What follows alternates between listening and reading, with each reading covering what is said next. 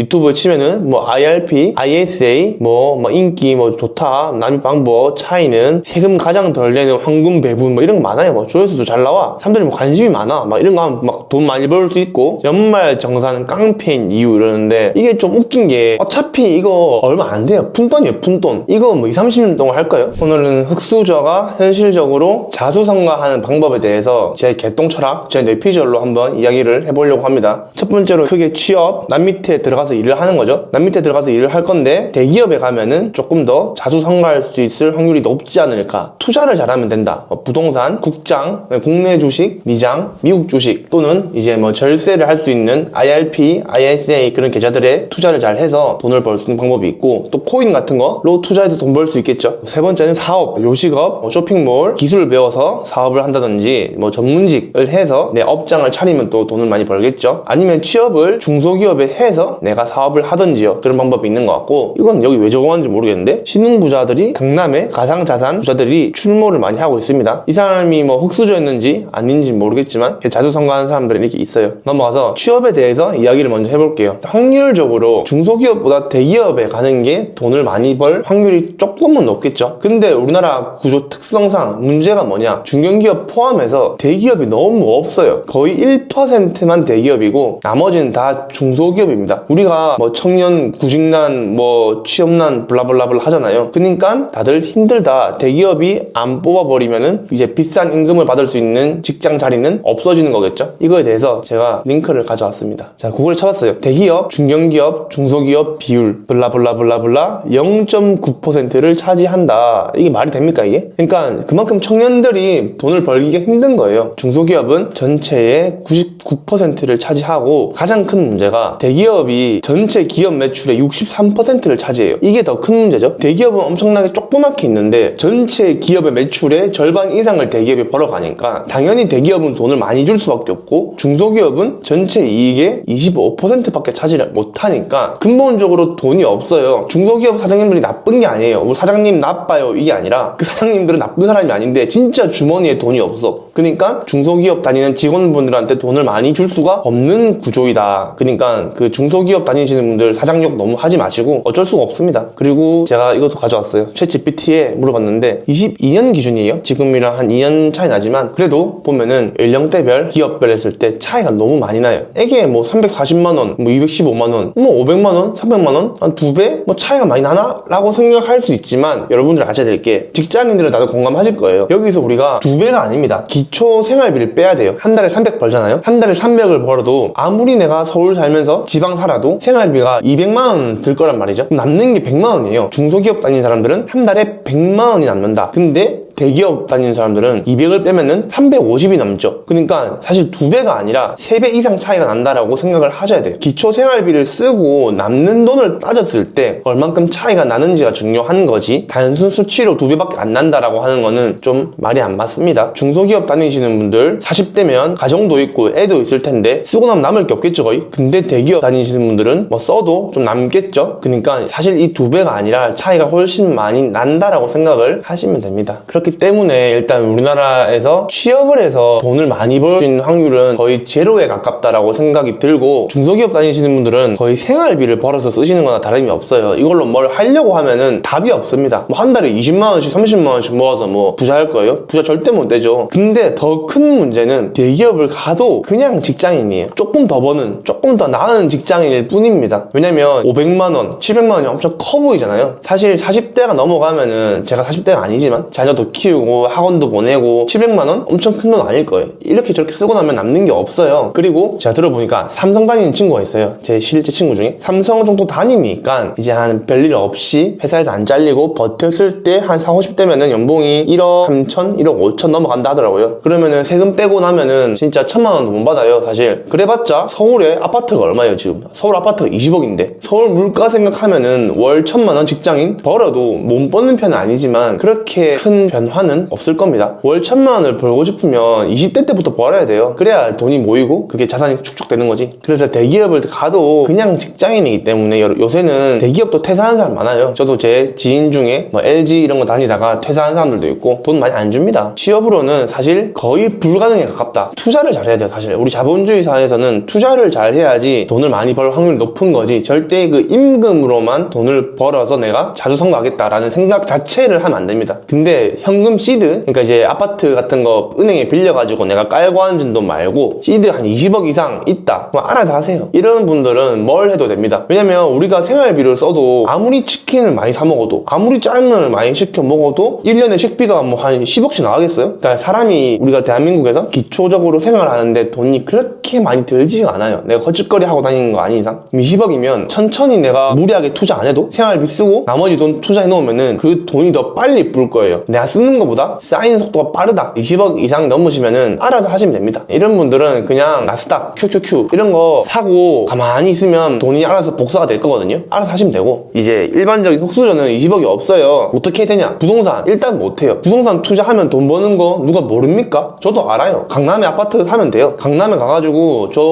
한 50억짜리 아파트 있죠? 사세요. 그러면 몇 년 뒤에 뭐 70억대 있겠죠? 부동산 누가 몰라서 안 합니까? 다 알죠? 근데 중요한 건 뭐냐? 그 한 개를 살 돈이 없어요. 흑수저는 부동산 한 개 살 돈 X, 한 개도 살 돈이 없는데 뭔 투자를 합니까? 그렇죠? 뭐 레버리지를 껴서 은행에 빌려서 해야 된다 하는데 은행에서 안 빌려줍니다. 돈 없는데. 소득이 없는데 어떻게 돈을 빌려줘요? 아파트는 아무나 사나? 돈 없는 사람들은 부동산으로 돈을 못 벌어요, 애초에. 그러니까 지울게요. 보고 싶네 갑자기. 자, 그 흑수저 어떻게 하냐? 국장. 과연 우리나라 코스피에서 돈을 벌 수 있을까? 제 생각에 이것도 코스피? 이 국민연금도 버린 코스피입니다. 제가 가져왔어요. 자, 봅시다. 저희 국민연금은 엄청나게 보수적으로 투자를 하는 단체죠. 왜냐면 국민연금이 갑자기 망해버리면 지금 우리 할머니 할아버지들 연금 줘야 되는데 다 세금으로 메꿔야 되잖아요. 걔네들은 엄청나게 똑똑한 애들이 모여가지고 자산을 안정적으로 불리는 친구들이에요. 국민연금, 기금, 블라블라블라블라 해서. 근데 포트폴리오가 최근부터 엄청나게 바뀌었어요. 지금 벌써 주식이 거의 절반 넘죠. 국민연금조차 채권보다 주식이 더 많아요. 엄청 보수적으로 투자해야 됨에도 불구하고. 그리고 국내 주식이 11%, 해외 주식이 35%예요 지금. 보이십니까 이게? 그리고 19년도부터 24년, 25년까지 올라갈 때 국내 주식은 거의 변한 게 없어요. 오히려 줄고 있는 것 같아. 근데 해외 주식은 거의 2배 이상 늘었어요. 더 이상 우리나라의 국민연금도 국내 주식을 많이 사지 않습니다. 국민연금도 해외 주식을 사요. 국민연금도 해외 주식 사는데 뭘 사냐? 엔비디아 팔아 2,300억 번 국민연금, 애플, 엔비디아, 마이크로소프트 매도했다. 작년 말 국민연금의 미국 주식 포트폴리오 순위 1, 2, 3이 애플, 엔비디아, 마이크로소프트예요. 말 다 했죠? 이 밖에 가지고 있는 거 메타, 알파벳, 테슬라, JP모건, 넷플릭스, 저 AI주들. 애초에 국장에 관심이 없어요. 왜냐? 돈이 안 되니까. 그러니까 돈이 안 되니까 이제 미장을 사는 거예요. 근데 우리 같은 개인 흑수저가 국장에서 코스피를 투자해서 돈을 벌겠다? 이것도 안 돼. 이것도 지워. 안 됩니다. 이런 것도. 최소 미국 시장에서 투자해야 돼. 최소 돈 있으면. 뭐 이런 것도 적어왔어요. 뭐 IRP, ISA 요새 유명하죠? 이제 뭐 사회초년생들 이제 막 30살 돼가지고 20대 후반부터 돼가지고 노후를 준비해야 돼. 뭐 연금 저축하자, 세금 혜택 받자, 블라블라블라 하고 유튜브에 치면은 뭐 IRP, ISA, 뭐 인기 뭐 좋다, 납입 방법 차이는, 세금 가장 덜 내는 황금 배분 뭐 이런 거 많아요. 뭐 조회수도 잘 나와. 사람들이 뭐 관심이 많아. 막 이런 거 하면 막 돈 많이 벌 수 있고, 연말 정산은 깡패인 이유 이러는데 이게 좀 웃긴 게 어차피 이거 얼마 안 돼요. 푼돈이에요, 푼돈. 이거 뭐 20, 30년 동안 할까요? 20년, 30년 동안 ISA 뭐 이런 거 해가지고 비과세 받고 이런 식으로 이 돈 가지고 뭐 1년에 납입 금액이 제가 알기로 뭐 2천만 원인가 3천만 원인가 그래요. 이런 거 할 바에 여러분들 돈 벌고 싶으면 다 필요 없고 그냥 QQQ라고 있어요. 이 나스닥 100을 따라가는 거예요. 나스닥 100 ETF인데 미국 주식이겠죠? QQQ 말고 TQQQ라고 있어요. TQQQ. TQQQ는 이 QQQ의 곱하기 3배짜리예요. 그 레버리지 상품이죠. 보면은 훨씬 상승을 많이 합니다. 23년도에 저점을 잡았다 하면은 한 3배가 올랐겠죠? 한 3, 4배 떨어졌네.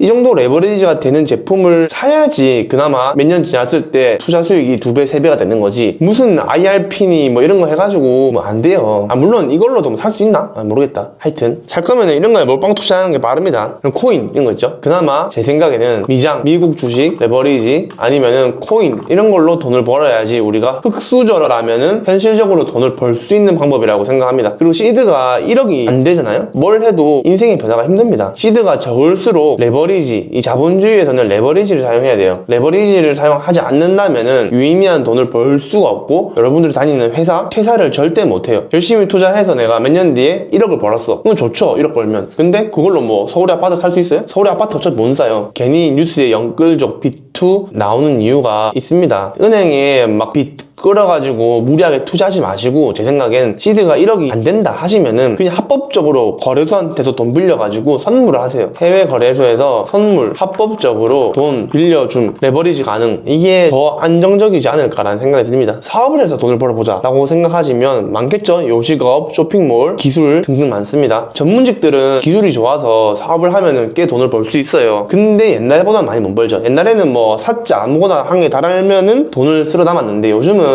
웬만한 사자 아니고서는 개업하는 거, 의사면 개원, 변호사, 뭐 세무사 많죠. 그런 사람들이 이제 본인 사무소를 차려도 그때부터 마케팅, 영업이 안 되면 돈을 많이 못 법니다. 다시 이게 현실이에요. 프랜차이즈 이런 것들이 돈 제일 못 벌어요. 쇼핑몰도 본인 브랜드가 아니거나 진짜 마케팅을 잘하는 게 아니면 힘들죠. 요식업 또한 그렇고. 얘들의 문제점은, 근본적인 문제점은 결국 내수예요. 내수. 같은 파일을 서로 깎아먹기 때문에 모두를 다 물리쳐야 본인이 돈을 많이 벌 수 있거든요. 근데 프랜차이즈 카페 같은 거 보면은 뭐 백다방 옆에 스타벅스, 옆에 컴포즈, 옆에 10% 메머드 뭐 이런 식으로 커피가 계속 들어와요. 커피 먹는 사람은 한정적인데 카페가 계속 늘어나니까 서로 저가 경쟁을 할 수밖에 없고, 같은 파일을 깎아 먹으면서 서로 돈을 못 버는 그런 경지에 다다른다. 본인만의 특별한 진입 장벽이 없으면은 사실 큰 돈 벌기 힘듭니다. 똑같은 돈을 버는데 난이도가 계속 올라가요. 그쵸? 이상하죠? 공무원이 딱 그런 예시죠. 돈 얼마 안 주잖아요. 근데 되기가 점점 힘들어. 참 아이러니하죠 이게. 돈을 많이 못 버는 거 아는데 되기가 점점 더 힘들어진다는 것 자체가 웃깁니다. 근데 사업도 수출을 할 수 있는 회사들은 달라요. 얘들은 중소기업이라 해도 돈을 개 많이 벌어. 왜냐면 얘들은 파일을 서로 우리끼리 깎아먹는 행위가 아니라 외화벌이 수출을 하고 밖에 있는 돈을 가져오는 거잖아요. 그런 식으로 하기 때문에 돈을 많이 법니다. 근본적으로 돈을 많이 버는 사람들을 보면은 어떤 일을 하든 국내에서 지지고 볶고 싸우는 게 아니라 외화벌이, 서로의 파일을 깎아먹지 않고 밖에서 외화를 벌어오는 사람들이 요즘은 돈을 제일 많이 버는 것 같아요. 그래서 제가 가져온 게 신흥부자. 요새 신흥부자는 강남에 제일 많다 해요. 젊은 사람들, 전통적인 그런 부자 말고 요새 부자는 가상자산 부자들이 출몰 많이 한다고 합니다. 애들은 한계가 없어요. 돈 버는데 돈 버는 속도가 옛날처럼 뭐 어디 가서 10년 동안 밑바닥 일하고 뭐 기술 배워가지고 뭐 공장 차려가지고 40대 50대 넘어가지고 인정받아가지고 돈을 많이 버는 그런 구조가 아니라 애들은 폭발적으로 돈을 벌어버리기 때문에 속도에 한계가 없습니다. 이거는 제가 뇌피셜이 아니라 터보83이라는 유튜버가 있어요. 이 아저씨가 있는데 심지어 한번 보세요. 이 아저씨가 말이 많아요. 부동산, 건물 짓고 뭐 이것저것 많이 사업하는 아저씨인데, 본인이 보다 보니까 강남에 신흥 부자들, 그러니까 30대, 90년대생들 부자가 엄청 새로 막 유입이 되더래. 뭐 하는 사람인 거 가서 물어보니까 다 거의 코인이라는 거야. 그러니까 코인 쪽이 개천에서 용나는 방법이 그쪽으로 많이 바뀐 거예요. 돈이 흘러오는 것 자체가 달라졌습니다. 이거는 가상자산, 코인은 글로벌적인 규모이기 때문에 아예 차원이 다르다. 시대가 바뀌었음을 우리는 인정해야 됩니다. 지금은 저성장 국가이기 때문에 우리가 갑자기 뭘 해서 우리나라 안에서 내수로 돈을 갑자기 많이 벌기는 쉽지가 않아요. 제 친구 중에 제 아버지가 뭐 제조업을 해서 제조업을 물려받아가지고 하는 애도 있고, 제가 대학 다닐 때 교수님 한 분이 아버지인가? 형인가 해가지고 현대 자동차에 납품하는 2차 중견기업을 운영하는 대표님도 있으세요. 물어보면은 옛날에 20년 전에 우리나라 이제 한창 성장할 때, 우리나라가 고성장 국가일 때 이제 막 납품하고 막 해가지고 회사 키웠던 분들인데, 지금 이제 그런 제조업으로 우리가 무일푼에서 하기는 엄청나게 시간도 오래 걸리고 많이 힘들겠죠. 방법이 많이 바뀌었다. 시대가 바뀌었음을 우리는 인정을 해야 됩니다. 그리고 얘들은 신흥부자들은 연령대가 어린 편이고 버는 방식이 다르다라는 거를 제가 그렇게 생각하는데, 여러분들이 아니라고 반박하면 님들 말이 맞을 수도. 이번 콘텐츠 약간 이상한데, 망한 것 같은데. 하여튼 돈 없는 분들은 레버리지 땡겨서 선물 같은 거 아니면은 돈 벌기 힘듭니다. 저 또한 그랬고요. 저도 여기까지 올 수 있었던 게 이런 레버리지 코인이 아니었으면 올 수 있었을까 싶습니다.